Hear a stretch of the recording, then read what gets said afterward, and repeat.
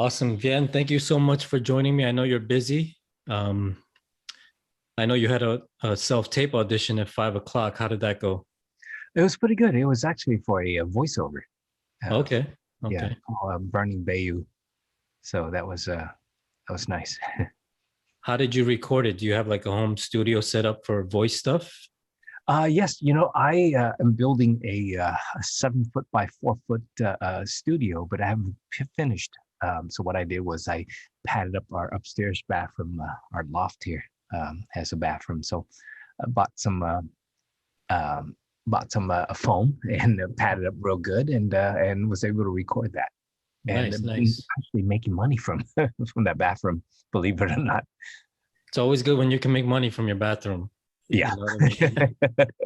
it's a little hot in there, but it's I record quite a few TV shows in there. That's Um, cool. Yeah, I checked your IMDb resume and I saw that you had a lot of voice credits oh yeah, previously before you took your break. So you were saying that you took a 14 or 15-year break from acting. Is that right? yeah, 15-year break. Of course, with voiceover, it's easy because when you get voiceover work, they pretty much call you and say, "Hey, are you available?" Mhm. And you just make time for it. So um, yeah. Okay. So what did you do during that time off? I worked. Oh man, I worked for many. Automotive was my third love, and so I worked at many different places, dealerships on the service side. Of course, I went to work at Honda, Toyota, and Mercedes as a service consultant, and then after that, that's it's one of those things where you make commission, and that was always harsh. Working on commission, very stressful. So what I did was I went to work for an insurance company, thinking that it would be less stressful. It was even more stressful. Yeah, you had to deal with Uh, the bureaucracy, paperwork, yes. working in an office, I would imagine, as opposed to being in a garage. No, actually working at a body shop and also, out in the field, you get a company car, you drive around and you visit shops. And part of our job is to, pretty much cut costs and make sure that shops don't, what do you call it? That'll rip Fab- you off with the fraud, yeah, stuff yeah, like that. fabricate damages. And so I came across a certain body shop that was ran by, people believe that they're mafia based. Mm. So for a year, I put things on hold, put things on um, special investigations unit. So they got sick of me. So they assaulted me. So Really? yeah, it was a bucket of urine and water dumped over my head. You just go to work, you just a normal work day, don't think anything of it. And Yeah. suddenly it's that, urine bucket challenge. So Went in you my would mouth, my eyes. so you would stop by their place of work just to see what's going on a regular basis. Yeah, as an insurance adjuster, you go where the damages are and you pay for it. You inspect it, you write up a sheet, you write up the estimate and you negotiate and you pay the shop. Mhm. But they had something else planned for me. So they basically tricked me into, taking a step further, a few steps into the mark. And then, of course, they the one of the employees would back away. I'm thinking, wow, he's giving me space to work, so that's nice. But Yeah. of course, they had other plans. So, Unbelievable. And this was yeah, recently. This was that was a recently. year and a half ago. Of course, urine went in my eyes, went in my mouth, and everything. And when you call the doctor, they said, there might be blood in the urine, so we would have to go get tested. So I went and got tested for HIV and for hepatitis B, hepatitis C. Yeah. It's one of those things where I was told by the management that 17 adjusters before me from my company quit because of that shop. Wow. They would harass you every day. They would, pretty much verbally harass you. They would just make you wait for your car, and they try to bribe you. They try to do a lot of things, but in the end, you just got to stay clear. And then they realize, hey, if you're not with us, you're against us. And Yeah. So that's what they did. And they even talk about, hey, let's shoot the messenger, and quite a few times. And these guys carry guns. You can tell because when they're walking around, you see the thing, sticking out from the lower back.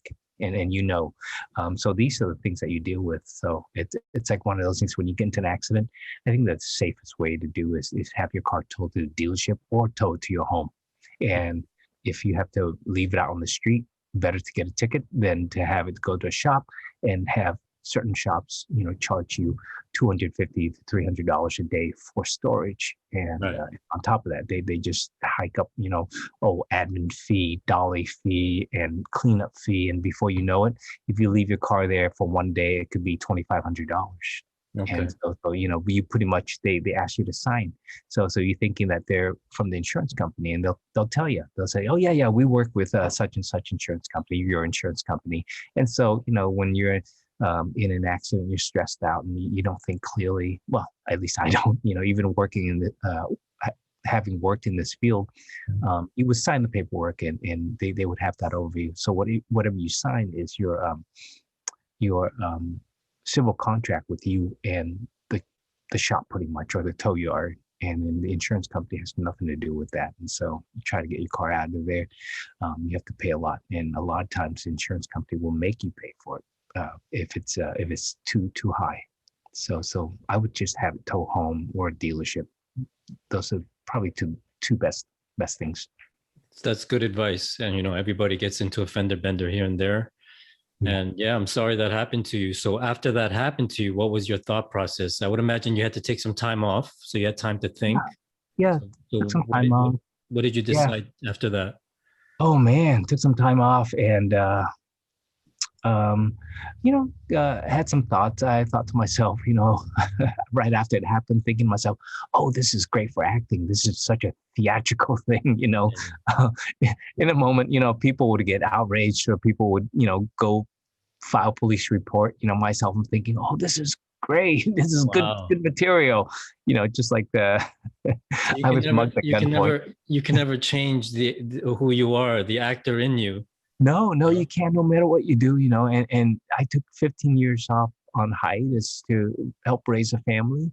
And the thing is, every day I go to work, I think about acting, I think about work, I think about, working as an actor, think about, what it would be like to go back and 15 years, I try to limit myself from watching TV. I'll see a movie now and then, but I try to limit everything, try to block out just pretty much everything. If anyone says any certain actors, especially Asian actors, like la la la la, I can't hear you, And why is that? It just hurt too much to see from the other side. Yeah, and I never knew what it was like. People say, how do you know that you want to act? I always tell people, the thing is, I can see myself doing pretty much anything. I had good grades in school. I think I had a 3.87 or something like that, and then sometimes a 4.0 in college. And I've thought about being a doctor. I've thought about being a lot of different things.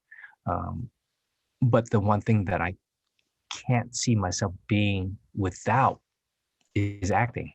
So that's when you realize that, wow, I can't live with this, just the same. You can't shake it. You can't shake it. You were bit by the bug. You were bit by the acting bug.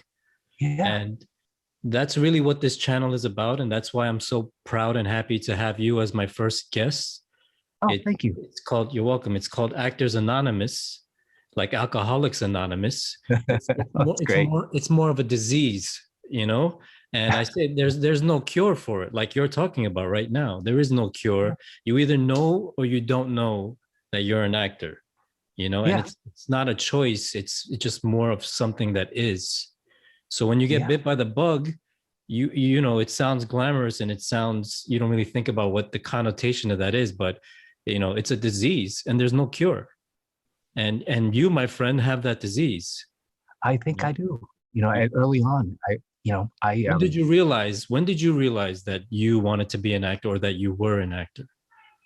I think when I was, I want to say 18 or 19, but it started when I was 13. We were in 7th grade, and we were immigrants in Vietnam, and English was still a barrier, a language barrier. And so we did a seventh grade. I think we did. We went to visit a news station, and that didn't do much for me. But we got to do a 15-minute version of Anne Frank, and I played Peter. I played some of the Nazi guards and everything, and we running in and out costume changes, and having not know that much English, I knew that I had to get the line across. And so it was all in your inner monologue.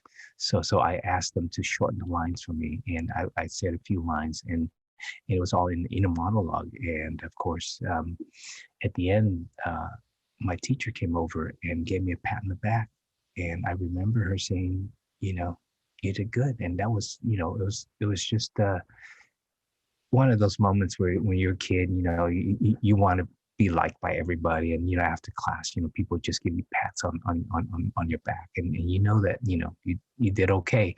And so then it started me thinking, whenever I watch movies and TVs and things like that, I would think, wow, it would be good to live in that life. At least that's when I think. And then of course, something before that, was in the refugee camp. There were 300-400 people surrounding a tiny TV, probably 17, 18 inches, put up way high. And we would walk from our camp over to an area, I forget how far it was, far away, to watch TV. And we watch Dukes of Hazzard, we watch Knots Landing, Dallas, and shows like that. And I think it was BJ and the Bear also. And just from far away, you weren't able to hear anything, but you see pictures moving. And in the refugee camp, you're always hungry, but that was the entertainment. And so maybe that was the beginning. I don't know. And then of course, I did my first film called Gleaming the Cube with Christian Slater, and I had a small role in there. I was up for the brother, but of course, somebody else, they hired somebody else that had more experience, and so I ended up playing a small role. And I think that's when I realized I wanted to do acting. I must have been 18 or 19 at the time. So you've really experienced some rough patches in your life. A refugee camp, I wasn't aware of that. Oh yeah. Yeah, Vietnam War, refugee camp, and then of course 5 different refugee camps in 3 different countries, and then we came here, face a lot of racism, grade school, high school, even college. Yeah, I went to college in New York, and that was tough also at times. So you and your family immigrated here. You were able to come to America. Yes. You obviously had the American dream. I'm sure your parents wanted a better life for you. And do you have siblings? I have 9 brothers and a sister. 9 brothers and sisters. Wow. Okay. Yeah. So which brother are you? I'm the 7th child, the 6th brother. Okay. That's good. So you have a big family. So your parents obviously wanted you guys to have it better than they did. So yes. You guys immigrated to Los Angeles. Is that right? First, we went to Northern California. It's a town called Loomis, and we lived there for about 4 years. And then we came down to Los Angeles in summer of '84. So it's interesting that you guys made it to Los Angeles, considering that you had the acting bug. You were bit by the acting bug. So that must have been a thrill for you to be in Hollywood, almost like a dream come true. Yeah. Grew up in Orange County, and then went to New York for school. But when I was 13, my brothers, we packed into a sedan, one of my brother's sedans, and went to Universal Studios.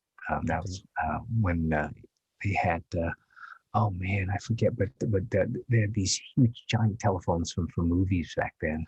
Mm-hmm. And, Knight Rider, I think it was also. And so, we walked the Universal Studio a lot, and that really, wow. It was just tremendous. It's a far cry from the refugee camp. Oh yeah. You're watching TV with no sound, and next thing you know, you're in Universal Studios in California. That must have been a trip. Yeah, that was. And I still have photos from that now, and then I look at it and it's like, wow, came a long ways. And I've been to Universal Studios probably a dozen times since, and still the same feeling. Always brings back those memories. Now you take your kids. You have 2 kids, you said? I have 2 boys. Yeah, we took them there, and I say this place pretty much started all. Started a seed, and then of course bit the bug during teen years. I find a similar story with most actors. At a certain point, they're bit by the bug, and then something gives them, plants the seed, like you said, to say, hey, maybe I can be a part of this. Maybe I can do this. So actors have similar stories. So then you said you spent time in New York, you were studying. So you're actually a trained actor. You've received training. Can you talk a little bit about your training? Yes, I studied at, I auditioned for, it was Juilliard.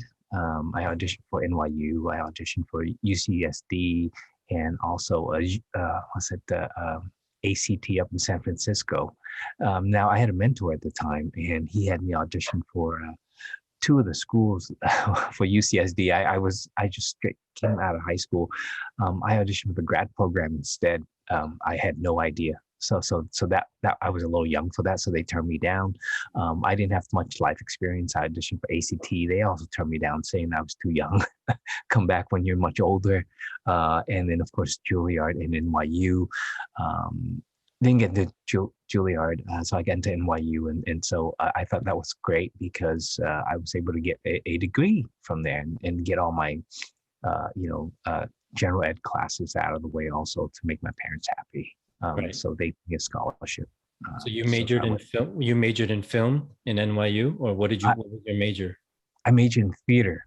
I went to what's called the experimental theater wing. And it was based on a lot of Grotowski and Rehearsals from the Polish Laboratory Theater, and that was the technique. So we did a lot of physical work, lots and lots of physical work, and that trained it trained the body.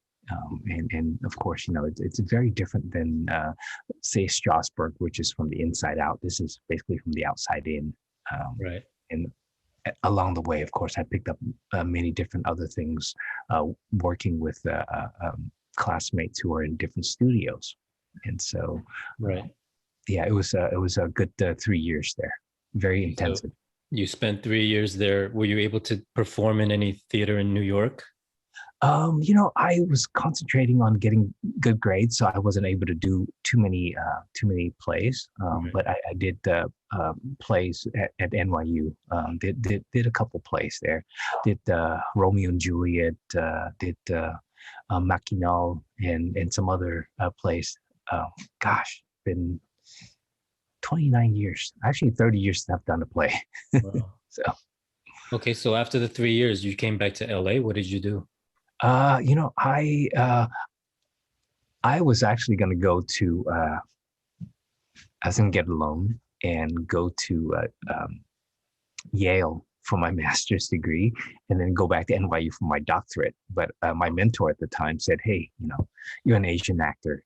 You don't need a doctorate to play, sadly, so a Chinese food delivery guy, a gangster, a mafia boss.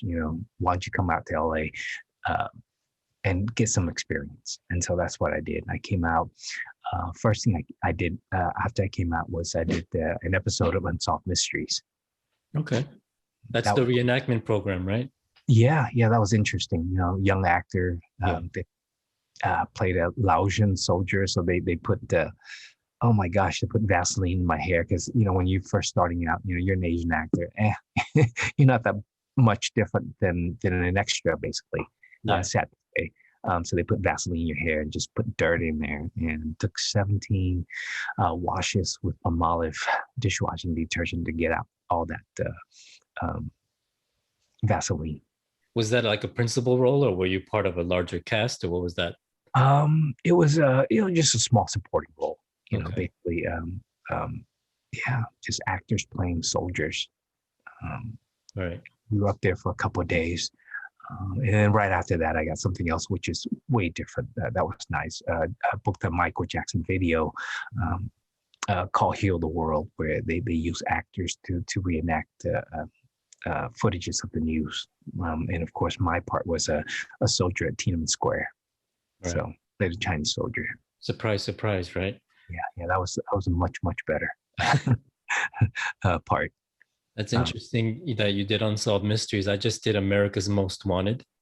Oh, great. Yeah, they brought the show back after a hiatus. That's So wonderful. I played a Vietnamese serial killer named Bob Tang. Oh, wow. Yeah. Wow. Congratulations. Yeah, thanks. It's a great show. It's a pretty good show. Yeah, it was a principal role, so I'm not complaining, but it's a start. That's the way that I see it. Yeah. And early in your career, you take what they give you. Oh, yeah. I did background work. I did background work for, I think it was 3 months, Okay. at least 3 months. Wanted to be on there and hoping and praying to get maybe a line so they can bump me up to, speaking role, Yeah. And then But then you learned pretty fast. If you only did it 3 months, you learn pretty fast that that's not going to happen. The chances of that are highly unlikely. As far as a background being upgraded, that's very rare. Yeah. So how were you able to get these parts? Did you get an agent, or were you submitting yourself? How did you get these initial roles? I was in New York. I was still in school, and I wanted to be ahead of myself. So I submitted one. I had very few headshots, and so I submitted one headshot and a resume, very blank resume, to Guy Lee and Associates. And Guy Lee, God bless his soul, he passed, but he was an agent in LA that represent only Asian actors. So I sent it to him, said, "Hi, I'm still in school. At the moment, I'm auditioning for, Oliver Stone's, Heaven and Earth. I'm not sure if I'm going to get the part. Please, would you be interested in representing me? I would love to work with you." So when I came out of school, we set up a meeting, and I went to his office, and that was it. And I got my start with him. That's cool. That's cool. Yeah. So I met you on the set of Animal Kingdom, which you did recently. Yes. So can you talk a little bit about the transition from after the break? How did you get back into the business? Oh man, it was by accident. Let's see. I was still, my whole thing was I wanted to take a 20-year hiatus from acting to help raise a family. So I was in my 15th year, and a friend of mine called me up, and she said, "Hey, this is us having a hard time casting for a role of a grandpa. You should audition." And I said, "Oh man," I was at the beach watching my kids run around, and I'm thinking the waves. I'm like, "What did you say? A grandpa?" And I said, "I've never even played a dad, let alone a grandpa." Yeah. She said, "This could be it. This could be your way to bounce back." I said, "No, I got 5 more years. I got a family I'm committing to, and of course, like I said, la, la, la, I don't want to hear anything. I just want to do my thing." But she said, "You could regret this if you don't audition." And I said, "Nah, I'll audition to make you happy. I'll audition." And so I told my boys, "Hey, let's go to Walgreens. We're going to buy some eyeliner pencils, and we're going to paint Daddy's face and, just age myself." Yeah. And so pretty much it was right before Halloween. So we, a mirror YouTube tutorial and eyeliner pencil. So I made myself much older and brush in some white paint onto my hair and tied my hair back. And I would, over the weekend, I would dehydrate myself. So I would look a lot older, pinch my face to get these red marks, and then of course have my kids thin out my eyebrows and my hairline a little bit. And for them, it was fun because hey, we get to destroy Dad's hair and eyebrows here, Yeah. And of course, I try not to sleep deprive myself. So I had basically in 4 days, I had 7 hours of sleep. Because after I did the initial scenes, self-tape, I sent it out, and they said, "Oh, here's some more. Can you do these?" And so I'd send them back, and they would have a work session with me over Zoom, and so we would do that. And so yeah, in 4 days, 7 hours of sleep, and they came back and they said, I had asked them, what's the role about? And they couldn't tell me because it was a mystery character. Basically, every season they had a mystery character, and I guess the role that I played was the fifth season's mystery character. So they couldn't tell me. So they would ask me, tell us a little bit about yourself. And of course, that's it's wonderful laying out the carpet when they do that, because you get to talk about yourself, and you rarely get to do that at auditions. So I told them about myself, where I came from, the refugee camps, the Vietnam War.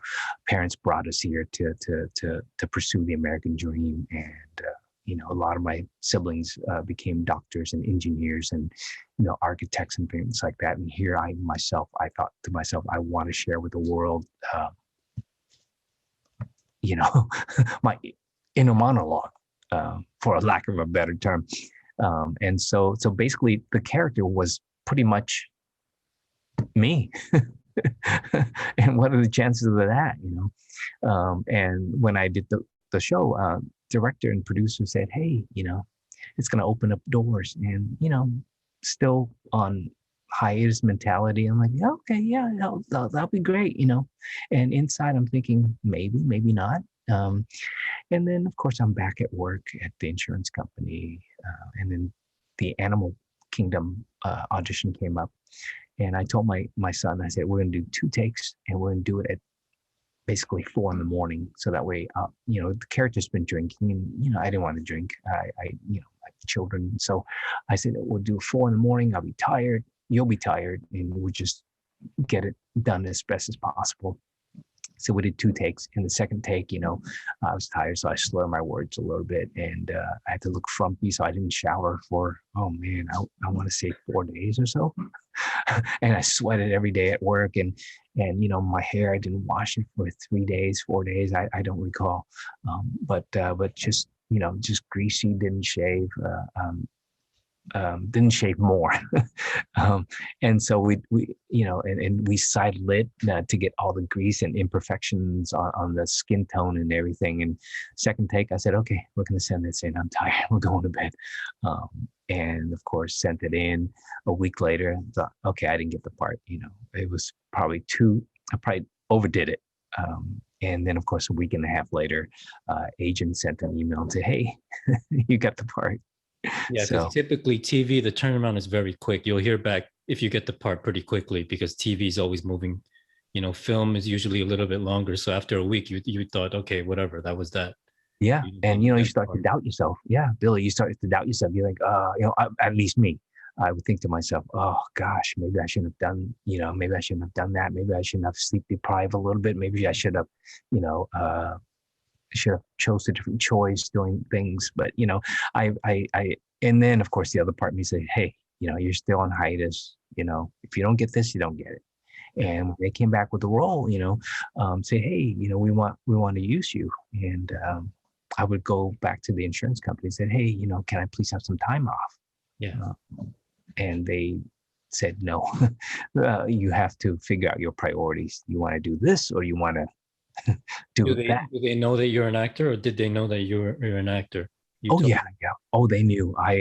They gave me some time off to do This Is Us, and that was very nice of them. But of course, we were low on staff, and insurance company during COVID, they're not hiring any new employees, and so to train an insurance adjuster, it costs basically about a little over $100,000. Right. And so they invest in you. And I worked for the company for about 5 years. And so they're kind of telling you to draw a line in the sand, which is it going to be, so they can move forward. So have you done that, or are you still kind of in limbo? You've done that. I've done let it. Them know. I'm done. I'm done. I'm done. It was hard to leave because the thing is, when you work with people, when they're there for you, there's something about employees where you have a great soup that you work with. He was like the best supervisor. His name was Emil Carr. Best supervisor I've ever had in my life. I've worked since I was 16 years old. I'm 52 now. And it's like the best supervisor ever, had the best teammates that I've ever worked with. It's one of those things when you go to a job and you work, and every day you deal with all sorts of harshness, and then you're able to contact each other and give each other pointers and things like that, and have a supervisor who's like very much there for you emotionally, physically, everything. And he calls you up basically every day. Hey, how you doing? You need help? And you feel like it's people say, oh yeah, this is my second family. And It for really me, was for you. Yeah. oh yeah, we spend at least 8 hours a day together. Even on the weekends, we would have this group text, and we text each other, and you would have a nice work and family balance. But Right. when it comes down to it, when you have to draw the line, you're like, wow, I love this family. I also love my family. And after I did This Is Us, the EVP of Warner Brothers Casting, basically had a Zoom call with me and said, hey, Warner Brother would like to have a working relationship with you. What do you think? And that was a one-on-one. That was a one-on-one with the executive vice president of Warner Brothers. Yeah. That's Yeah. And this was after you made that decision to leave the job.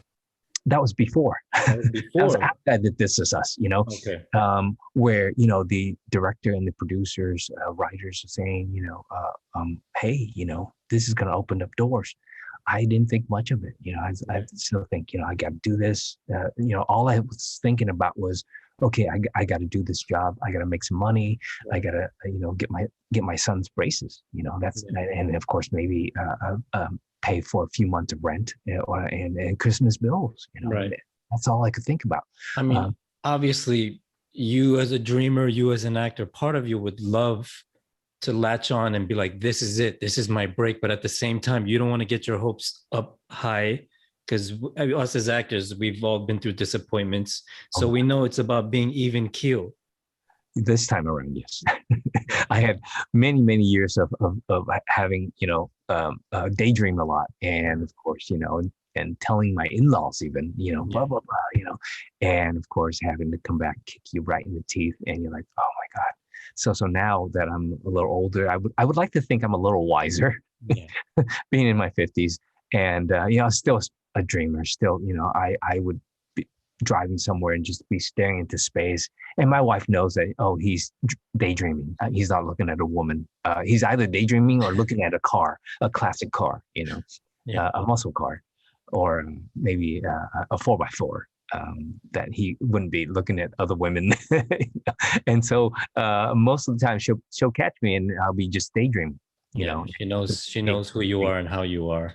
Oh yeah. So the good news is, as far as your supervisor, he could still be a friend. He could still be like family. And I'm sure because of the fact that he's an actual real friend, he's all for you pursuing your dream. And he's probably the happiest and the biggest fan, seeing now that you're on a hit show on NBC and he sees that things are happening in your career. So you really didn't lose anything, even though at the time, you had to make a tough decision. And making that tough decision is just part of the journey. Absolutely. Part of the growth. And the thing was, the company was a great company to work for, and it's just it's a great culture, and supervisor, amazing guy, and we're still in touch. In fact, I think we spoke yesterday on a group chat. On texting. And so after that, I said, okay, well, I guess tough choice to make, feeding the family or doing the show and be unemployed for a while and then not knowing where the next paycheck's coming from. I figured, if I say no to Warner Brothers, the show Animal Kingdom's Warner Brothers, and what's that going to do? So after a while, I thought to myself, wow, maybe this is destiny. Maybe I'm supposed to do this. And then where's this going to lead next? And I have a great agency, and, they're submitting me for more stuff, even smaller stuff. So anything. So a couple of lessons. I mean, it takes a lot of courage to cut the safety net, to cut the umbilical cord, so to speak. Obviously you have a family, so it's not like you're a young single guy who just moved to Hollywood and it doesn't take much to take care of yourself. You have a family, they're teenagers, right? They have their education coming up. There's a mortgage. There's all of these things.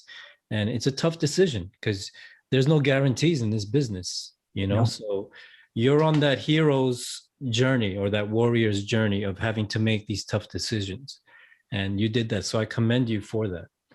Thank you. Because, Thank you, man. It was great meeting you on the show. And you know, it's one of those things where I see people and I go, oh, wonder what his story is, you know, and of course I'd love to hear your story as well, you know, and I think we should flip the camera around one day and get your side of it, you know, for your podcast, because I would love to hear that. I mean, you came out from what, New York, right? Yeah, I'm from Queens, New York. So, wow. Yeah, definitely have an interesting and unique story as well.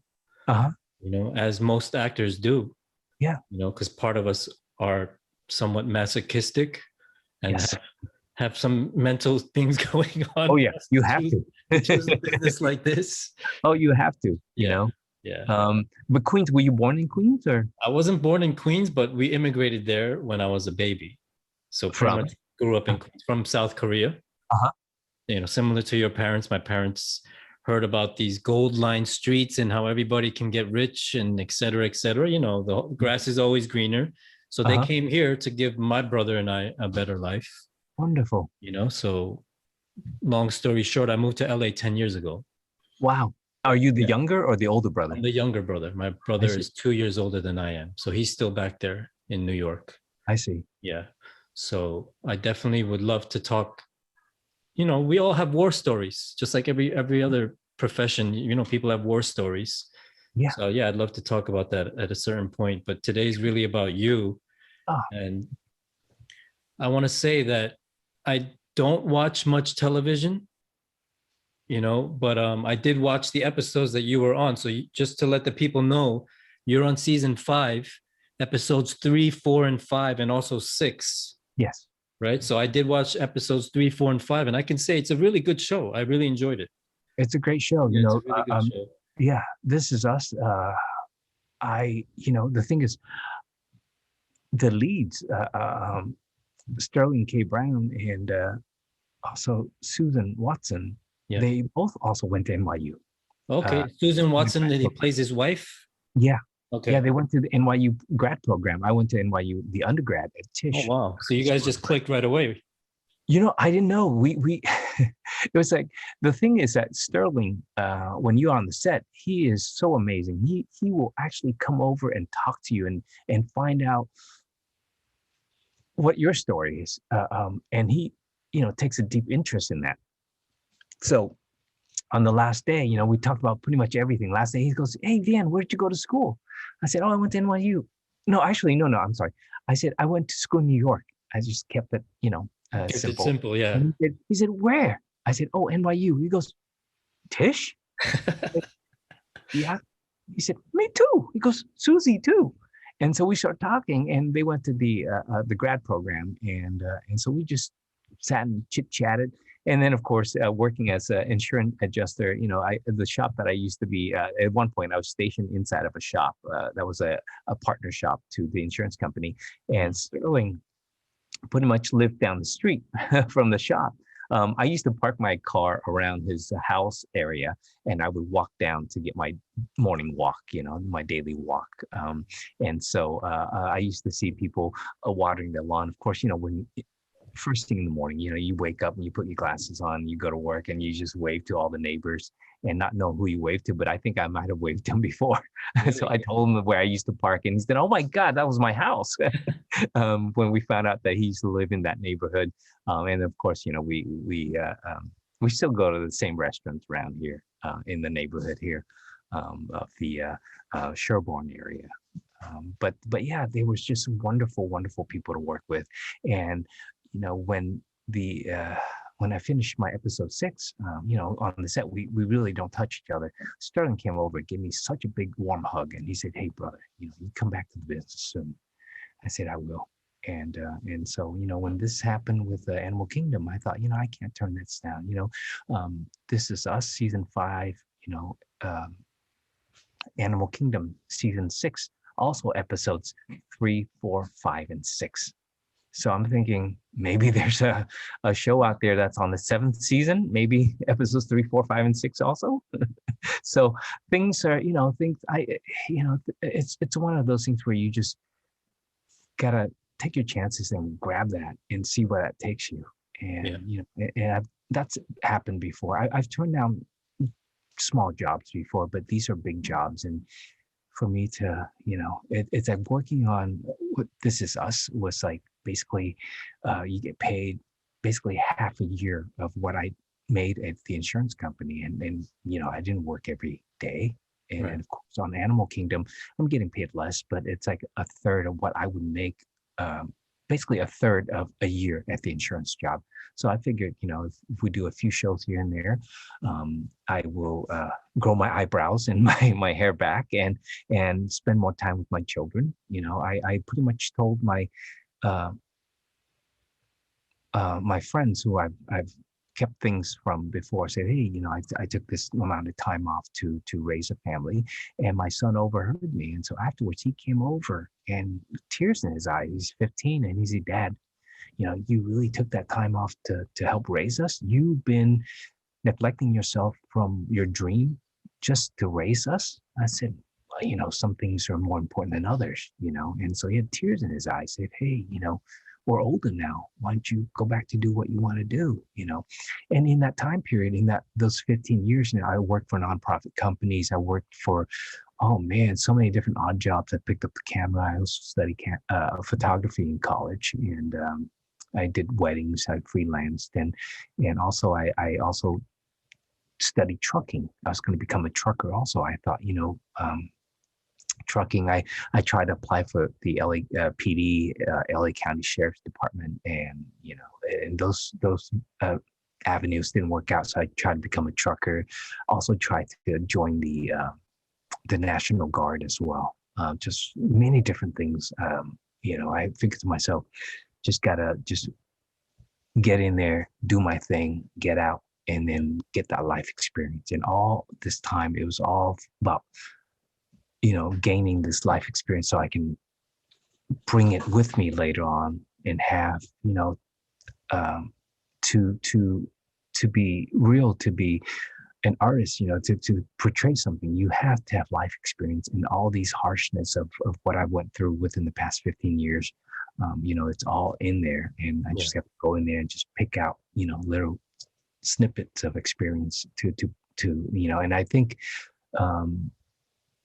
to be interesting, Sir Anthony Hopkins, he's such an amazing actor because he has so much life experience. And I think, that's someone that I would try to be maybe 100th of, if I'm lucky enough.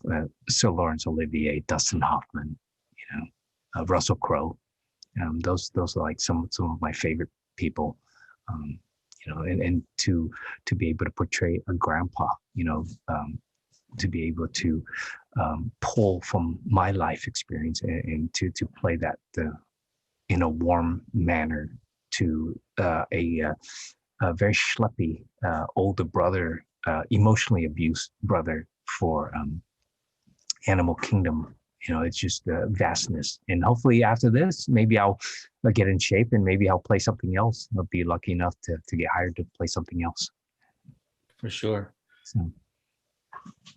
So you were the older brother of the jeweler on Animal Kingdom. You played his actual brother. Yes. I didn't know you were brothers. I thought you just worked for him. Oh man, yeah. He's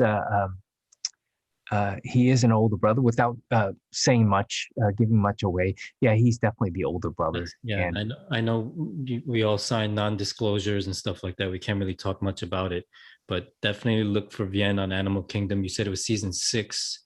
And which episodes are those going to be? 3, 4, 5, and 6. Okay, 3, 4, 5, and 6. So definitely look for Vien on those. So back to the This Is Us. I just want to say, I mean, you did an amazing job. First of all, I want to say that. And people should know that the character that you play plays a very pivotal role because it's directly related. I don't know how much I can give away, but just to say, just a hint, it's a very pivotal role. And it's related to Sterling Brown's character's development in the show. So I thought that was huge, and it was good to see that because it wasn't just another small throwaway role that's insignificant. It was a huge role. So I definitely want people to check that out as well. So again, that's season 5, episodes 3, 4, 5, and 6. Yes. And yeah, I really enjoyed it, and good job again on that. So talking earlier about your audition process, you didn't audition for 15 years. Your friend gave you last minute notice on an Uh, audition coming in 4 days. You, uh-huh. you didn't have much time to prepare. But what I gathered from talking to you about that, you really take the physicality and you incorporate that into your acting, which I don't hear much, many people doing that when it comes to an audition. Obviously, when you're on set and you're playing a character, you have the wardrobe, you have the makeup, you have all of these things. But to do that during an audition I find that very interesting. So for both of those auditions that you mentioned, you did all of these things, including not sleeping, the makeup, the hair, things of that nature. So can you just get into that a little bit for Sure. the actors out there? Because it Sure. sounds like a great tip. You know, it's one of those things where a lot of people say, oh, it's just acting. I went to quite a few auditions over the years, and I've auditioned for shows. Let's say even like The Shield. You got guys just muscular, and the character. There's this character. He was a drug dealer pretty much, and so they hired. They called in a bunch of actors, Asian actors, who were just muscular, tattoo, and just ripped, and just tough looking. These guys, if you see them at a bar, I figured I wouldn't want to sit next to them. And then there's myself. At the time I wasn't working out at the time, so I was just doughy. So pretty much, and sometimes you go to auditions and you get like younger guys walking around trying to talk to you, which breaks the concentration. Yeah. I like to just bury my face in the pages before I go in, and these guys go in there and they give it all they got. They're just tough guys. And I told myself, I didn't prepare much for this. There wasn't enough time.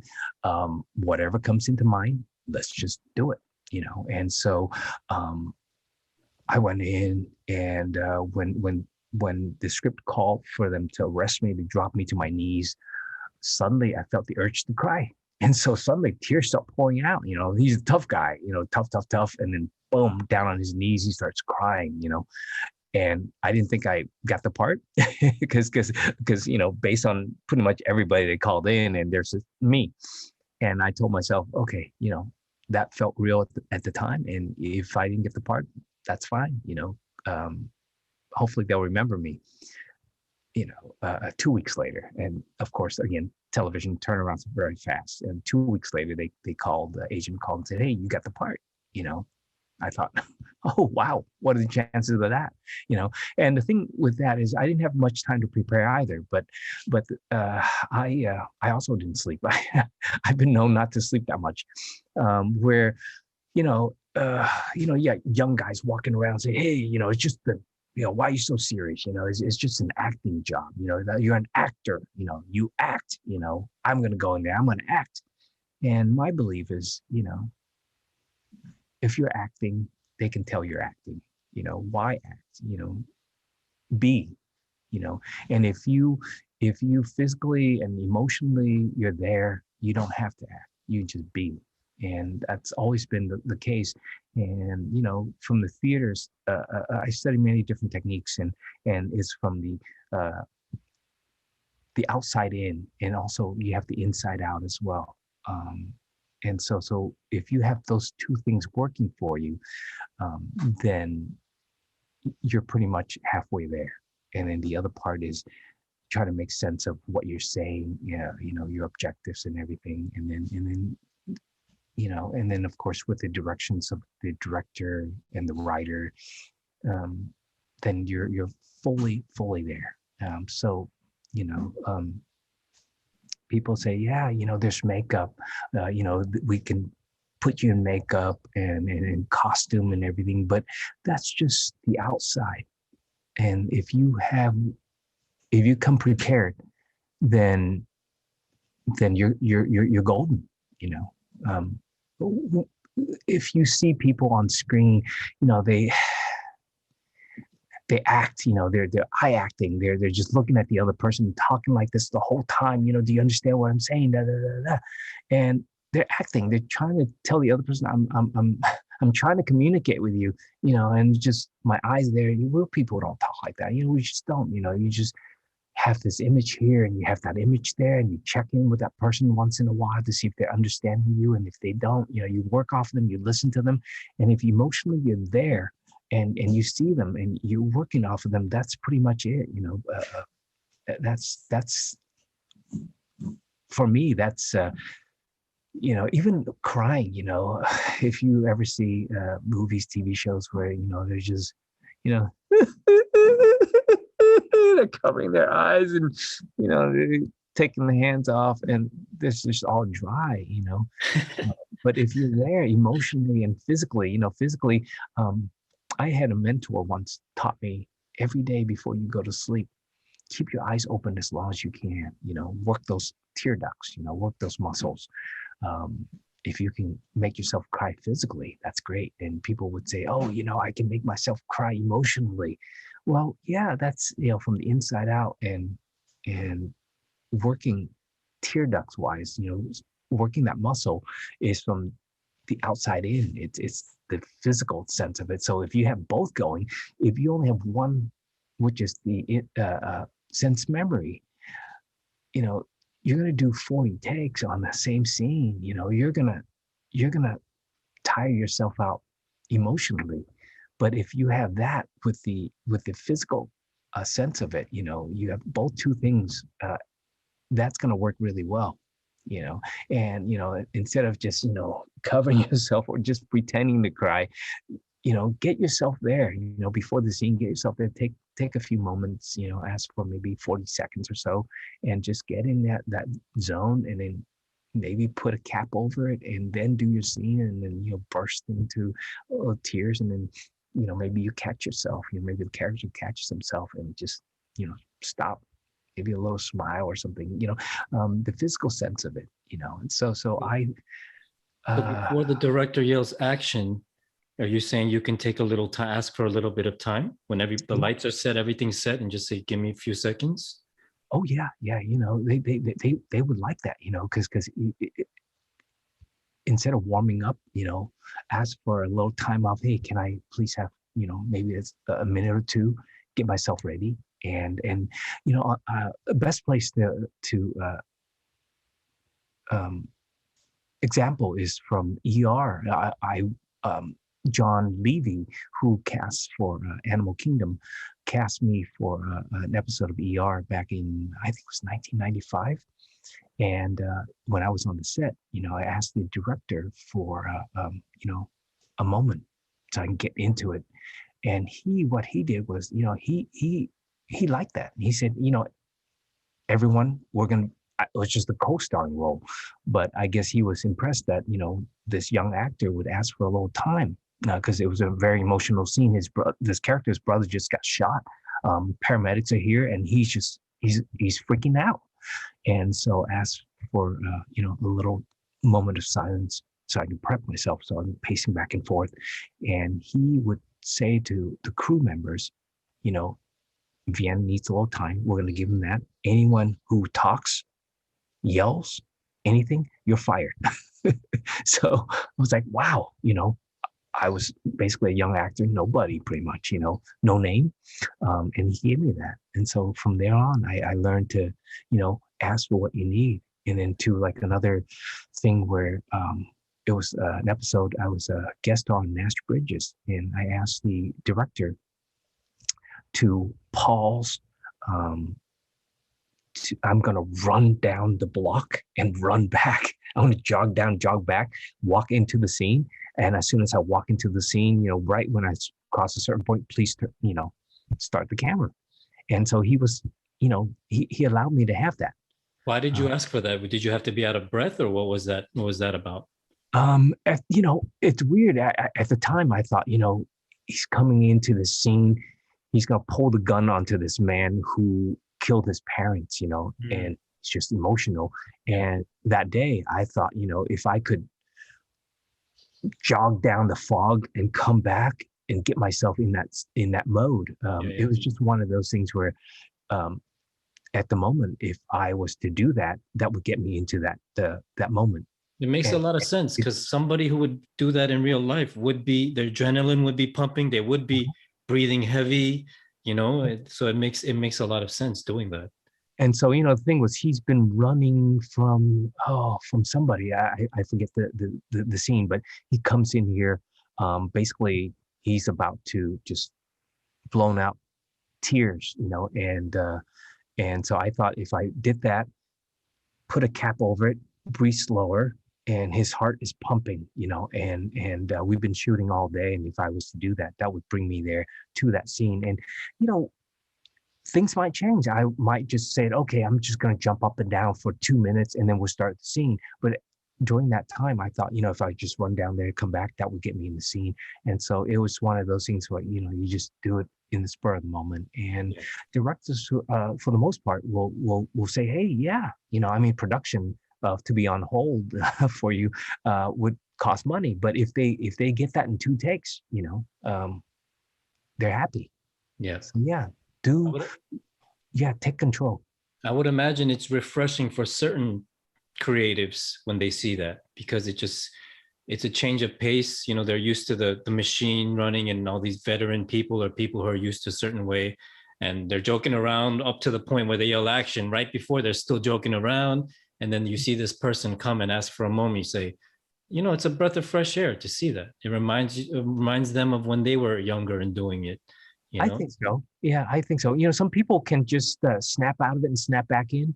And other people, like myself, I would need a moment, for me, I just, maybe later on I'll be able to snap in, snap out. But at this point, it's just, I've been known to my kids hate me to try to stay in character for 6 to 8 hours on the weekends, to walk around, to say my lines, or just go somewhere and be the character, even without makeup and everything, to be mentally be there. And so that way, I can get a sense of who he is. And of course, I would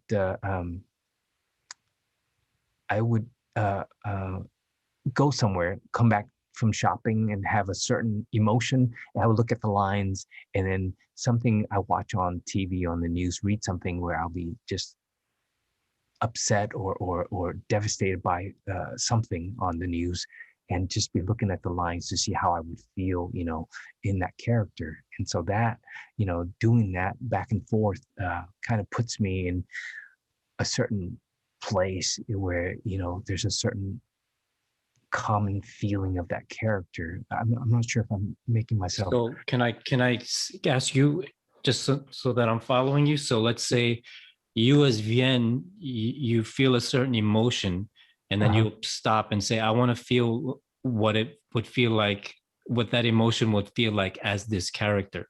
Yeah, look at the lines, look at the lines and say, oh, wow, I might find something there. And then what I'll do is, I'll even rehearse way overacting, and then I'll just rehearse underacting. And then, maybe I'll rehearse thinking that I'm a lion, and maybe I'll rehearse, maybe making little mousy voices, just little mousy voices, and then maybe tied up a lip, or maybe just rehearse in a physical sense. And it's just one of those things that you learn from theater school, where you just try every different way. Maybe I'll go in the shower. I'll take a shower, and then I'll just overact. And sometimes overacting is good acting. That'll keep it fresh when you actually have to do it, because you're not stuck to that same voice doing it over and over again. Yeah. So you do this, and you're like, okay, what do I want in the scene? What is this scene about? And then once you get your lines down, and then on the day of shooting, if they want you to try a different direction, you're not caged into the first time you look at the lines. If you set yourself how to say that line, then you're pretty much, a great actor that I like. I worked with Sam Rockwell in, oh my gosh, it was late 1994 and early 1995. one of my favorite actors, Sam Rockwell.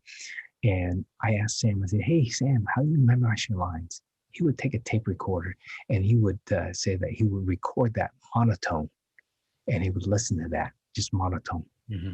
And then during the day of the shoot, whatever things arise, he would have his line and he would couple with that emotion. And pretty much, he's a great listener to his scene partner. He would just, work off from the scene partner and the words would come out, but the intention is there. If you see his work, oh my gosh, what an amazing actor. He's grown quite a bit over the years too. Yeah. He's also from New York. Oh, yeah? Yeah, Sam Rockwell. And, that's a smart approach. I mean, most amateurs or even bad actors, they're conscious of the lines first. They worry about the lines first. You worry about the lines last. It's absolutely everything else. So I do a similar thing when I have to memorize lines. I make sure to do it monotone like that without any type of inflection or emotion. So it will be fresh when I actually have to say it. So interesting that he does that. What part of New York is he from? He's from Manhattan. He lives, oh my gosh, it's been so long. I once went to stay with him. I was on my way to my brother's wedding in Toronto. That was back in '97. I went to stay with him. I needed a place to crash for the night because I had to delay, and I went to his place to sleep. And then I went to, I think I left at 5 a.m. to the airport. But he lives Soho, I want to say. Yeah. Sounds around that area. Yeah, great guy. We lost contact, and I sent him a note right after he won the Academy Awards. It's funny. Back in '95, I asked him. I said, "Hey, why don't you go out? Why don't you do big films? He said, "Nah, I'm good with artsy films." He wanted to focus on his acting. I said, I sense that you're gonna take home a trophy one day. And I go, that's, very down to earth, very, very humble. And right after he got his trophy, his Academy Award, I sent him a note to congratulate him. Things happen to good people. Not all actors are spoiled and divas, Yeah. There's a lot of sincere, down-to-earth people out there who are in the business, which is not always sincere, but it doesn't mean that they're insincere. And just like you sensed great things for him, I sensed the same things for you. Oh, and judging from these synchronicities or signs or whatever you want to call them, the fact that, your friend called you out of nowhere with the This Is Us audition, the fact that you went to the same college as your co-stars, these different things are signs showing you that you're on the right path. I hope so. And for you too. I mean, talking to you on the set, I thought to myself, I want to stay in touch with this guy, And when you told me about your podcast, I thought, well, I've never done a podcast before, and it's always the first time for everything. And of course, English is my third language. Sometimes I use different tenses, without knowing, because when I have so much going on up here, things that come out might not always make the sense, and sometimes I ramble on. So please edit if you need to, please. I don't think I'll have to edit it, and I didn't hear any grammatical errors, for your permission. But what are the other two languages that you speak? Chinese and Vietnamese. Okay. Yeah, Southern Chinese. There's a dialect called Fuqiao. It's closer to Taiwanese, and of course Southern Vietnamese. So 3 languages. That's always good to have in your pocket as an actor. I've although Fuqiao I rarely ever use. Mostly it's they want Cantonese or Mandarin, but I do speak Mandarin, a little bit of Mandarin, a little bit of Cantonese, but I'll speak it with a slight accent. But the thing is, the Fuqiao that I speak is pretty much from the 40s. Yeah. People say, why? What happened? I didn't realize. One of my sisters-in-law, she's from the outskirts of Beijing, and we were talking one day, and she said, I never told you this, but you speak like an old person. I said, what do you mean? She's like, yeah, you speak like our grandmas and grandpas. And I said, I couldn't understand why until one day when, I was about to go to bed and I thought, things go through your mind. And I thought, I speak like an old person. I shouldn't be talking like an old person. Why do I talk like an old person?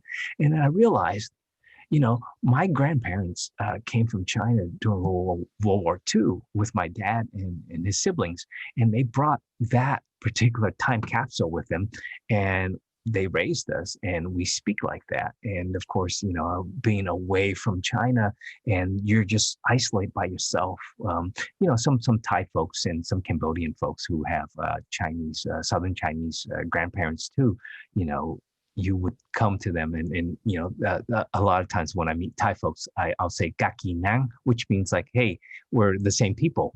And they go, oh my God, my grandpa used to say that, or my grandma used to say that. And it's like, whoa, I guess a group of folks from certain parts of China had immigrated south.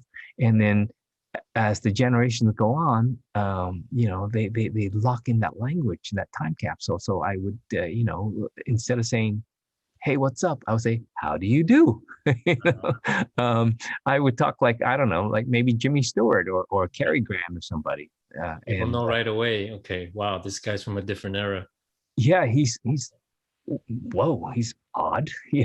I've met folks like that before who say, I speak, Fuqiao, and of course it's modern Fuqiao, and certain words, that I speak, they go, wow, I've never heard of that before, or I've only heard that from my grandparents, or my grand uncle or grand aunt.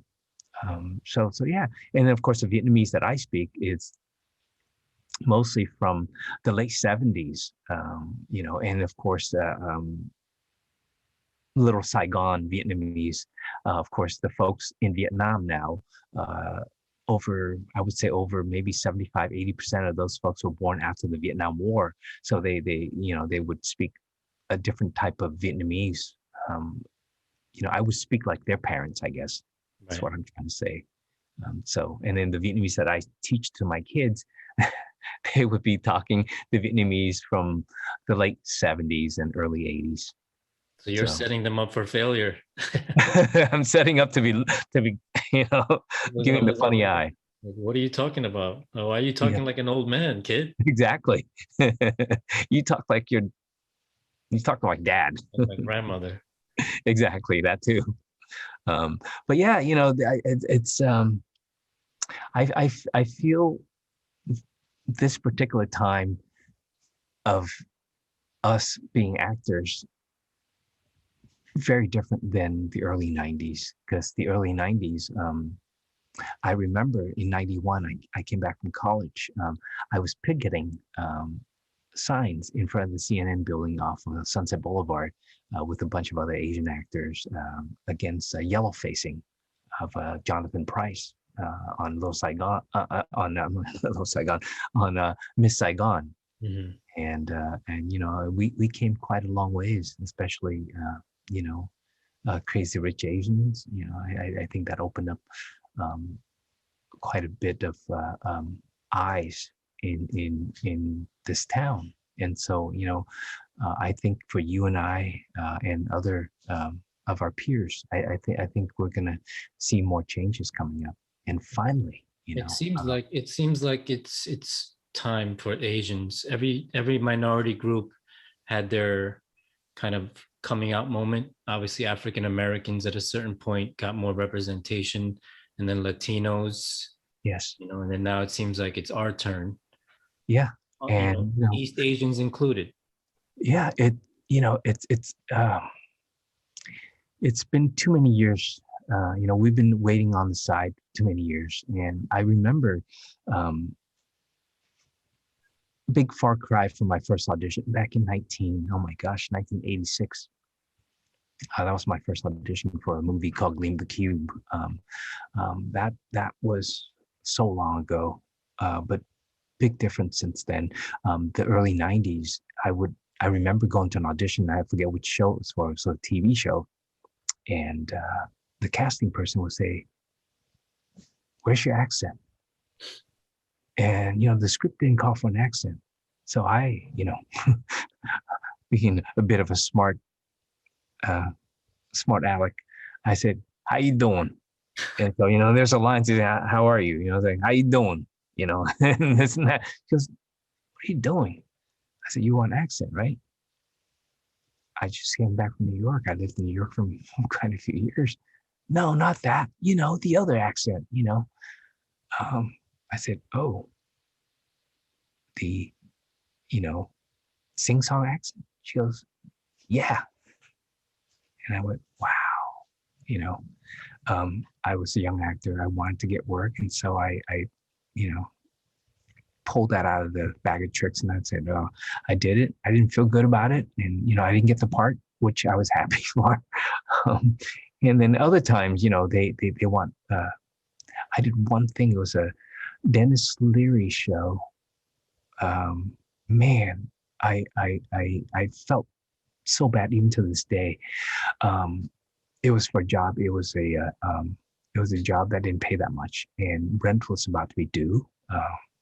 And man, and I lived with my wife now, girlfriend at the time, and we were short. And so I thought to myself, "Oh my God, I'm going to hate myself for this. I'm really going to hate myself."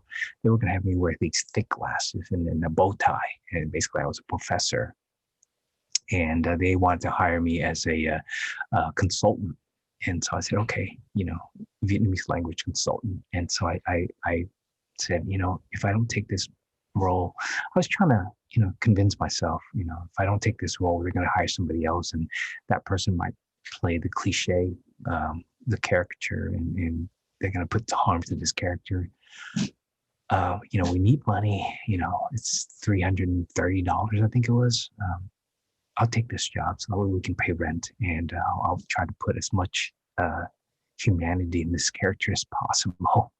And I did the role. I came out of there, I went home, and I just wanted to go to sleep immediately because I didn't want to think about it.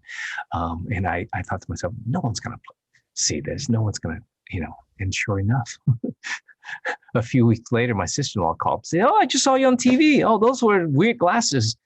And I thought, "Oh God, oh my God," and there's moments like that where you just have to get the part, and you just try to do as much justice as possible, hoping that you get to a certain place in your career where you can turn down those roles and, be able to, your peers don't call you up and say, "Hey man, what did you do?" My God, and it's just moments like that where you have to make a decision. And for me, I guess I talked myself into it saying, well, try to put some humanity into it, and give that role as much justice as possible. Otherwise, if somebody else might take it, they're gonna butcher that, and producers, I think the majority are gonna say, "Well, we got what we want," and to them, I hate to say this, but sometimes people just don't care. They go, "Okay, we got the part, we got it, He's not Mickey Rooney from Breakfast at Tiffany's, but we got the part, we got it in the can. Let's just print that." So yeah, but it is a yeah, machine. It is a machine, and the machine's not going to stop for anyone. And yeah, sometimes the machine will chew you up and spit you out. But yeah, I think every actor, I mean, most actors would understand, and most actors in the beginnings or early stages of their career do things because you have bills to pay. yeah. I saw Matthew McConaughey when he was very young on one of these America's Most Wanted unsolved mysteries type shows. Oh, He played like a little character on that. Everybody does stuff. Leonardo DiCaprio, when he was a little kid, he was on Disney shows. you know so I don't think actors judge that because they know how hard it is, and they know it's a progression of steps. So yeah. I didn't know that about Matthew McConaughey. yeah. We pardon me for saying this. We worked together on that film called Glory Days, where I played Ben Affleck's roommate, computer science major turned stoner in real life, but turned drunk in the movie because the director didn't want the kids to see it and thinking that smoking is okay. But Matthew played a U-Haul truck renter guy, and he was amazing. If you get a chance, check it out. It's called Glory Days, Daze, with Ben Affleck. It was Ben Affleck, Matthew McConaughey, Brendan Fraser, Sam Rockwell, French Stewart, Vinnie DeRamus, Alyssa Milano, Spalding Gray, John Rhys Davies, lots of names. And then, of course, myself, I played Ben's roommate. That was my first supporting lead role. Wow. Low budget film. Yeah. And Matthew McConaughey had a small part in that as well. Yeah. The film was written by Rich Wilkes, amazing writer. He wrote Triple X, co-wrote Billy Madison, and just a lot. He wrote. Oh my gosh, what's that? Oh my gosh, I'm just lost for names. The Motley Crue movie that was on Netflix a year ago. I forget the name. Oh man, but he's very talented. So that was early in his career, and he's still doing stuff. He's still writing for Netflix and things like that. Yeah, early in his career, he wrote something called Airheads with Brendan Fraser and Steve Buscemi. That was one of my favorite films. So he picked up Ben Affleck along the way from what's that movie called? Dazed and Confused. Yeah, Matthew McConaughey, Ben Affleck, and of course Matt Damon came along, and Matt Damon had a small part in it also. Also great actor. He didn't have any lines. He made an appearance. Didn't have lines, but he was just amazing. He played a character named Flunky. Wow. Yeah. So, like I said, this is definitely the better time for us. So I wish you well in this career. Of course, we're going to keep running into each other definitely a lot now that I'm back. For sure, it is obviously the Korean lady just won the Oscar. Yes. Yep. Oh my gosh, she's amazing. I don't remember her name. She just won the Oscar. Steven Yeun was nominated for Best Actor. He lost to your guy, Anthony Hopkins. Oh, yeah. The director of Steven Yeun's movie was nominated for Best Director. Yes. For Minari. Yeah. So, as you were saying, things are definitely looking up. And much success to you, much success to everybody out there, not only Asian actors, but everybody who's pursuing acting. Yes. Vien dropped a lot of jewels today. The main thing that I got of it was the incorporating the physical with the internal and having the entire package together. So for you aspiring actors out there, think about that and incorporate that into your workflow. And if I may add, just real quick, I've learned this from a mentor once. If you open your eyes, don't blink. Keep your eyes open for a long time, just into space. Don't blink, and then you work that muscle, and then do not close it until you produce some sort of tears. And then if you get yourself near, that's fine. The next day, keep doing it every day. So later on, when you have a scene and you're doing the scene, you're looking at this, emotionless and this and that and that, and you're working the muscle. I know some people might say, oh, that's not real acting. That's, that's just, you're pretending. Well, you're working those tear ducts where in such a way that it's like a muscle, where you could just look down at your image and you pretty much in that, how some people, they hold back from crying, you can incorporate that into it where you have this thing where some people might call it a bag of tricks, but you just telling this and emotionally and the muscle strain to a part where you look up and you're already there, the tears in your eyes, and just one drop, two drops, and then, you just, continue the scene. And that visually, I think, on screen, it's 70%, maybe 80% visual and just 25% audio, so if you can produce that tear, and be able to be present there, some people might say, oh, that's not real acting, but it's the muscle that you work at it, so you'll be able to incorporate that in there, where it's just certain, I can't describe it, but however it works for you, just that tear duct, just work at it. I think that's a huge tip, because when people see that, they can't tell whether that's fake or not, because it's real, because it's a tear. How can you argue against the tear? And it's better than what you said earlier, where people, they do the but then they go like this and there's no tears. That's the worst thing ever. Yeah, that's acting, and if, especially women, where you're telling this horrific story, and if you have a sense memory recall, coupled with the physicality of it, and you're good. And for a grown man, for a huge tough guy, if you're telling the story and you get a little bit of that glassy eye, and that might be good enough, and if you're a real tough guy and you shed one tear, just think Arnold Schwarzenegger. He could like drop one tear and just wipe it away, and he catches himself, wow, that's just amazing. This huge hulking guy, Sylvester Stallone, all those guys, but myself being the smaller guy, I used to play more of the victim guy, be able to get like one or two tears, but if someone is on screen going, realistically, your snot would be running down your mouth and everything, but if you could just drop a little bit, that's visually, oh man, it's just like, wow, Now that you mention it, who I think does that very well? Denzel Washington does that brilliantly. That's another one of my favorites. He did that in Glory when he was getting whipped and he was just staring at the camera. And now, after you said it, I realized that's the technique that he used. It wasn't an internal cry, because he kept his eyes open, and then one tear just fell right out of the corner of his eye. And he does that very well. I see him do that a lot. So I think he uses that technique that you're talking about. I have to watch that again. It's been so many years.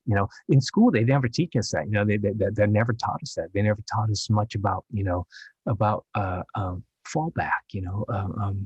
Basically, you're taught, you can do it. You're gonna do it. You're really gonna do it. You're like, okay, yeah, I'm really gonna do it. And you get out of school, you're thinking, God, I didn't get that audition.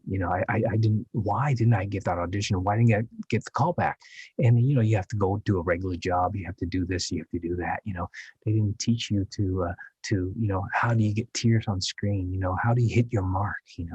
How do you find your light? Because they have a spotlight coming. How do you walk into that? All that was not mentioned. Was never taught in school. So definitely. Oh, sorry about that. That's my alarm. It's okay. They didn't teach us that, and I was in a group once called Actors Leading Actors, and it was up in Hollywood, and we a mentor of mine would set up the class a certain way, and he would set up, okay, crying on cue, finding your mark, and on the set, you have like them putting marks there. How do you walk into that mark? How do you, maybe they'll put sandbags there and you walk into it. And sometimes actors, they walk in, looking on the ground, but instead of looking what's ahead, how do you find that mark in advance, and couple with the light, that light shining, how are you going to adjust yourself? Just like Animal Kingdom, where they have the camera, two actors, and then they have the camera right behind them, and to look for the camera. How do you find a camera when you're talking? To how do you lean in to find a purpose? To lean into that part where you're in between the over the two shoulders. Things like that. That comes with experience. That comes with experience being on set. Yeah. Also being conscious of it while you're performing your duty. Yeah. It's a fine line. It is. And, you can also practice that, now that you have the cell phones and everything, you can also practice, put some things up, and having a flashlight, even a spot flashlight, finding all that, leaning into this or that, and then just doing things where you come in a little close and just turning, practice looking at yourself on screen from your phone, and even to maybe simulate something on TV where you look at them and, you find out how close they are on, if they're at a wide angle shot, you can do a little more physicality, but when they're in, you do too much physicality, you're out of the shot. So Right. Practice of being subtle. Yeah. Right. Not making it obvious. Like when you find your mark, not looking down. That's a pet peeve of mine. When actors look down to see if they're on their mark, that just ruins it for Yeah. me. And it's like the forehead and everything, and Yeah. lost, and of course, instead of looking down here realistically, you can cheat looking out that direction a little bit, so that way part of your eye, Right. you're not from here going up, but you're from here and looking up, You use your peripheral vision. Exactly. And we touched on that when we were on set. As an athlete, you have some of these advantages and experience using your athletic experience incorporated into your acting and your physicality. And good athletes have good peripheral vision. So we're able to do that. You have a martial arts background, but Yes. not everybody's coordinated and not everybody has athletic experience. And those are probably the actors who will be more inclined to do things of that nature. Yeah, in real life versus camera, and of course practice. I used to have a teacher, an acting teacher that said, practice. What was it?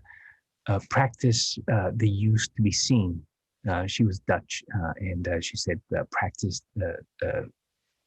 just every time you get an audience, practice something, have something ready, like a monologue or something. If you have a friend, just say, hey, can I run this by you? Can I do this, with you? And get feedbacks. Don't ask for critiques, just ask for feedbacks, so that way, it's more positive. And, yeah, just keep practicing. That's what that could be in front of a buddy. It doesn't have to be in front of a casting director or somebody like that. Just get feedback from different sources. Yeah. And now, of course, with electronics, with Zoom and everything, you can definitely do scene partners. It's definitely better to do in person, but the next best thing. Right. And find that partner. Find a few people that if you have an audition, you say, hey, can I run this by you, and send the script over, and be able to have like a multiple partners where you can run lines from, and if one person's busy, try the next person, and be there for each other.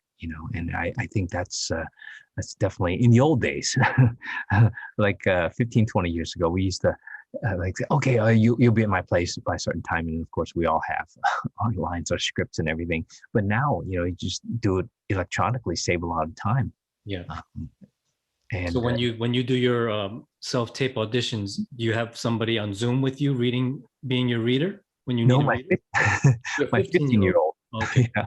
And my 11-year-old, 11-year-old, I needed someone, it was my granddaughter, so I needed him to do with me. And so I would give him some pointers on line readings and stuff. I mean, it shouldn't be giving other people line reading, but they're my kids. And so I said, yeah, if you could try it this way. And my 15-year-old would sit behind me and sit different places, and throughout the weekend, he'll have the script with him, and he'll surprise me with a line, and I'll just doing washing dishes or doing something, filling up gas, he's shouting out the window, and I'll just spit it back, and then he'll jump the lines, and then we'll do speed reading where they try to mess me up and things like that, and where I'll just give it back monotone, and then of course once in a while he'll stay up with me to read, and I wanted to reward them, so he wants to be a vet, so every time I get a job, he would get a couple of reptiles, a snake,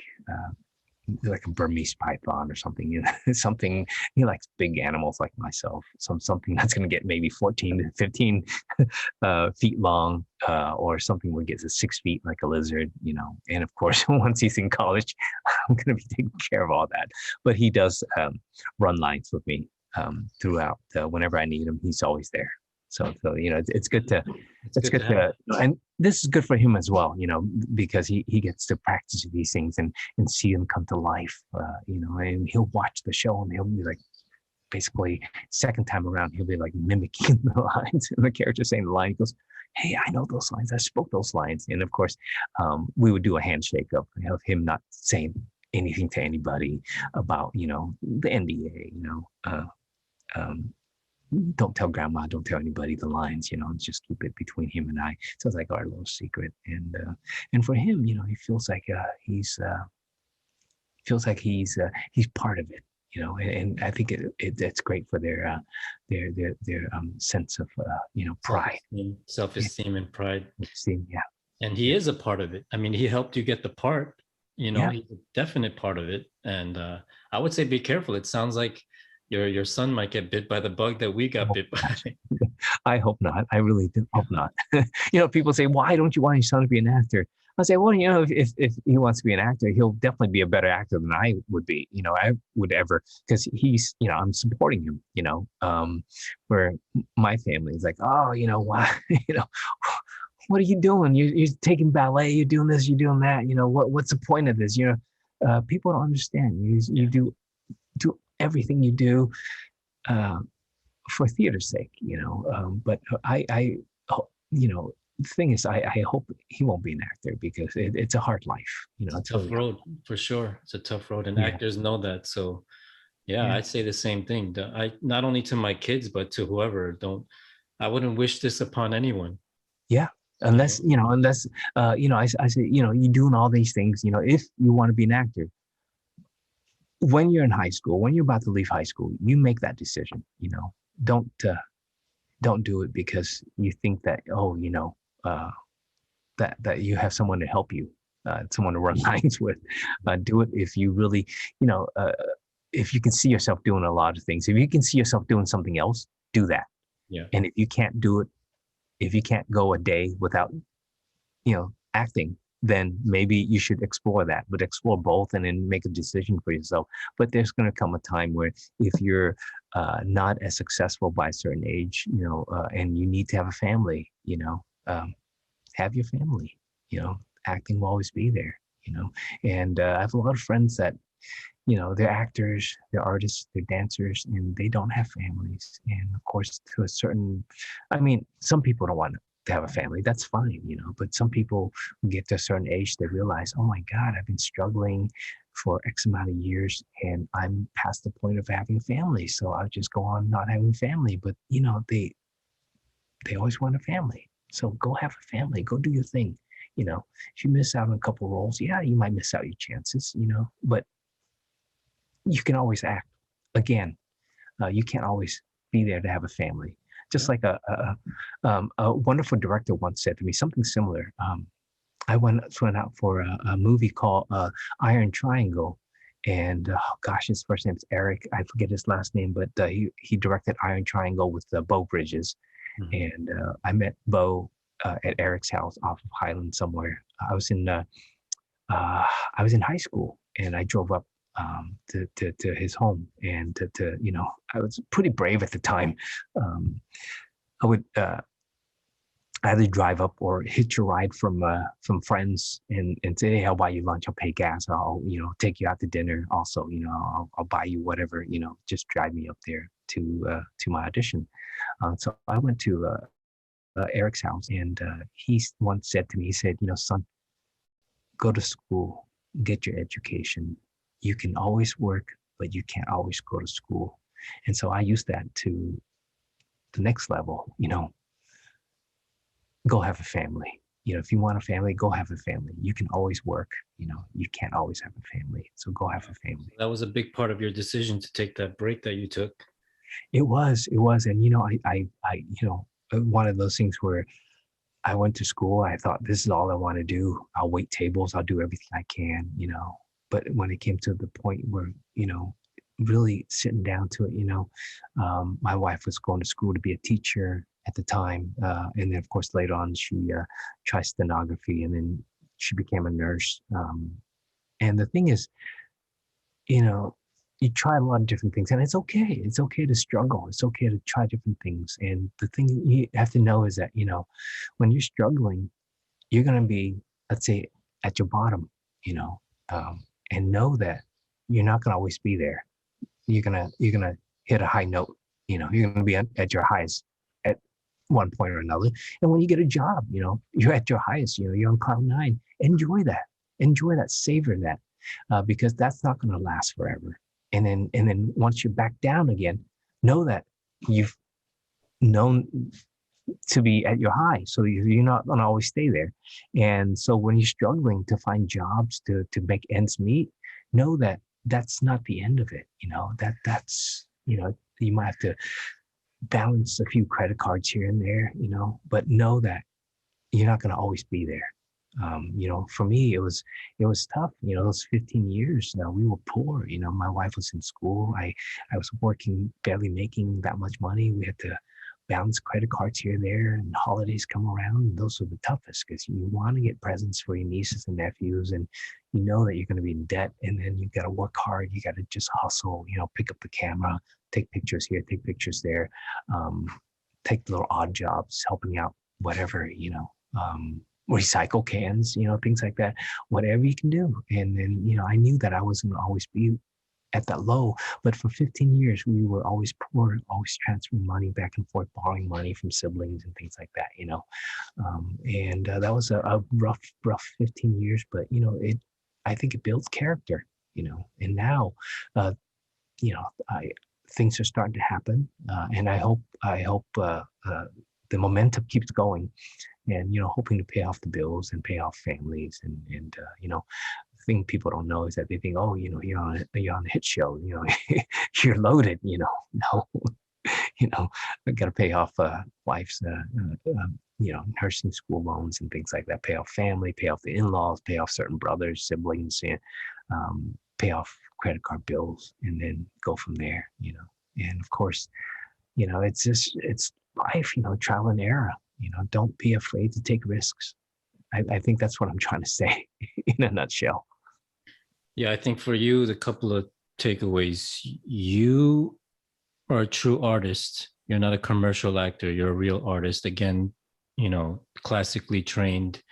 And as we touched on earlier, even when you were working the regular job, you still had it in your heart, and you still had, the desire and the passion for it. So I think it's just, we call that being true to the game. Where I'm from, you're true to the game. You're true to acting. You're a true artist. So it was bound to come to fruition for you, and it's playing out. The story is still being written, and it's playing out, and all of these things that are happening were bound to happen.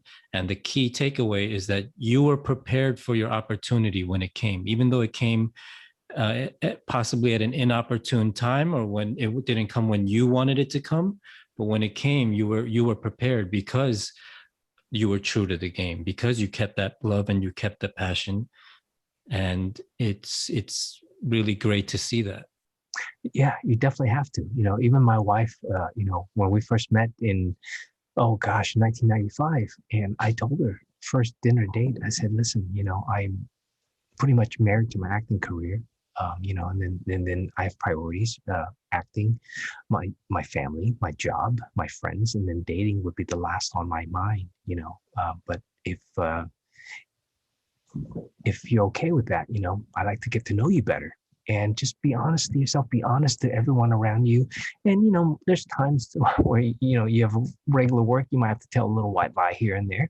And, and as long as you don't do it too far-fetched, then I think you'll be okay. If you, maybe tell little white lies to protect your job so that way you can pay rent. Yeah.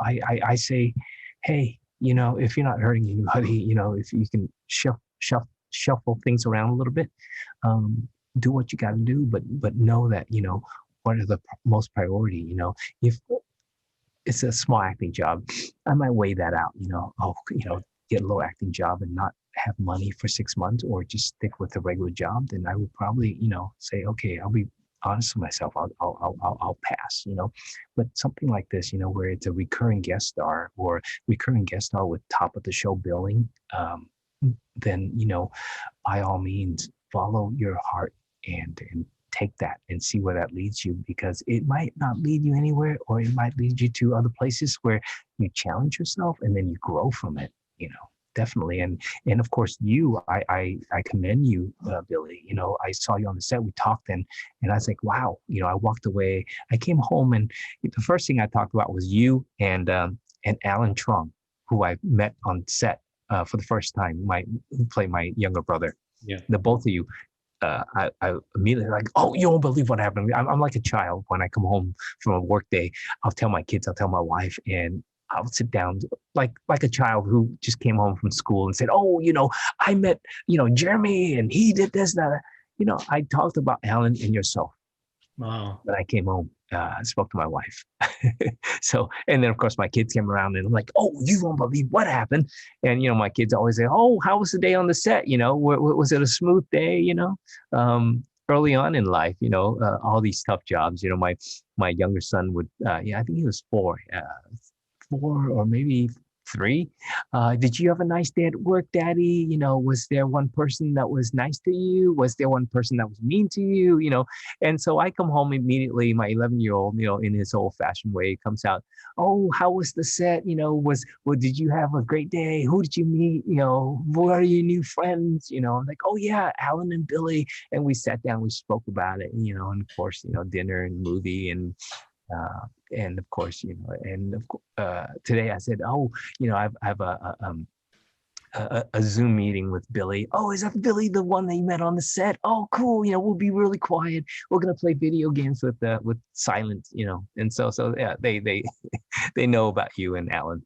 Yeah, So, thank you for that. That's really flattering. I did the same thing to my family. I told them about you. I briefly mentioned your story, how you took a long hiatus. Yeah, I just had a pause on the thing, but yeah, I told them about your story briefly about the hiatus, and it's I mean, it's just inspiring for me, you know what I mean? And I mean, the bottom line for me, just like you, I think we come from the same school of I won't even say acting. I think the same school of humanity, just having a spiritual nature. And I just saw how you walked, how you carried yourself, and you know, you just have that Zen about you, that peaceful nature, you know, that good naturedness, and that's something that I'm attracted to, you know, as a human being. So, you know, I did the same thing. I talked about you, and then to have you as my first guest, you know, it's just a thrill for me. So thank you so much for your time. I really appreciate it. Thank you very much. And I have to apologize to the viewers. I tend to ramble on. So please, you know, edit as much as you need. I mean, this is, you don't have to apologize. This is a podcast and we're talking about you and your journey. And hopefully whoever does see this, it'll shed some light, if whether they're an actor or not, you know, as to just somebody's journey, somebody's struggle. Everybody can relate to that. Absolutely. And, you know, and to the viewers, you know, if you want to reach out to me, you know, anybody want to reach out to me, if I'm too busy, I might not be able to send back the message immediately, but I will always try to reply. So please, you know, if you're just starting out or a veteran, need someone to chat with, you know, please contact me by all means. So can you give those viewers the best place to contact you? You said Facebook. Sure. Yeah. Facebook. You know, I have a couple of things on Facebook. I'm not much of a social media person. I didn't know how to get around it, where it's my last name's Hong, Hong, and first Vien, Vien. And there might be 2 profiles. I made another profile because I had so many ads on Facebook, and a friend of mine said, hey, don't you want your personal life, you know, your privacy and everything? And I said, oh, okay, that's a good idea. Let me create another one. So I added some friends there, and then I create another profile, add some more friends there. And then I realized, wait a minute, I could start a page. So I started a page. And so that was the third thing. And that's how I thought, well, I should ask these people to like the page and cancel my account on the second account. And one of the fans from thisisus said, hey, you know, you might offend some people. So could you just keep it? And so I said, sure. Okay. So I have a few things going. So contact me through those 2 profiles, or there's a page called Vien Hong actor. I think it is Vien Hong and then comma actor. And then on Instagram, which I'm rarely on, but I would check it every week. It's called Vien the actor, Vien the actor, and then you'll see my picture on there. Some pictures from This Is Us, and contact me that, or contact me through my email address, which is my nickname Vince, Vince, and then Hong, Hong @yahoo.com. Okay, and the Facebook is the Facebook that I have, right, of yours? Yes, that's my that's the personal account, and yeah, you can add personal account, the other account, any account. Okay, so I'll leave a link for the fans and for the viewers out there to your Facebook account under the video, so they'll be able to reach you. And again, This Is Us season 5, episodes 3 through 6, and look for Vien coming up in Animal Kingdom season 6 as well, 3, 4, 5, 6 as well. Yes. And we look forward to seeing you in a lot more things. And my final note, I have an eye for these things. I see a future in directing for you. It's no surprise to you because you know who you are and you know what your skill set is. But from speaking to you, it's just glaringly obvious that you have a director's eye as well. So I look forward to seeing you get into that aspect as well in the future. And hopefully I can work for you. You're the second person, and that is in my mind. Yes, nice. That has always been in my mind. But it's thank you for saying that, because you're like the second person in my career that mentioned that. But I always tell everybody that no, I'm just here to act. But honestly, that would be nice. Yes. I think you would be an amazing. I mean, I know you would be an amazing director. I have a producer's eye. I'm a producer at heart, so I see who's good at what aspect of what.